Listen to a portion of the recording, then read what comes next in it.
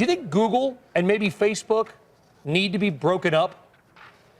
I don't think they need to be broken up, but I do think that what is important is that technology leaders, technologists, engineers need to get in touch with their soft side, to understand the humanities, to understand the intended and unintended consequences of technology. That's a journey of discovery that the whole Silicon Valley is on right now.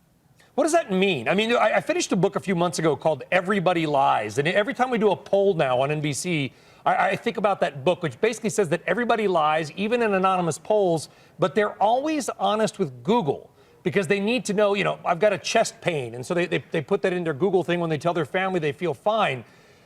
We know Google spies on us, but do we know the extent to which they kind of are doing it? Well, I don't think anybody really knows the answer to that question. I think you should assume that everything you do is being tracked. I think that's just the reality of the situation. And, there are ways that you can opt out of that.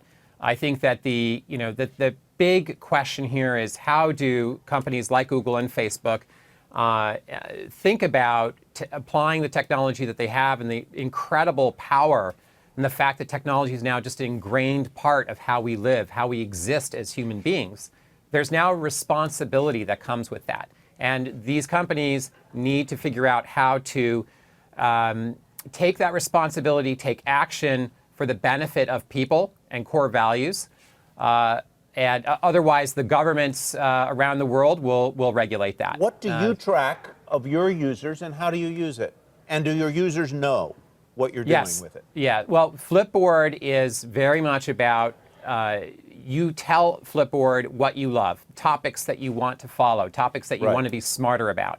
So you are telling Flipboard exactly what you want, and then you control how the content comes to you. You can say, I would like more like this and less like that. And what we try to do is create an environment that is very sophisticated from a machine learning and algorithmic point of view.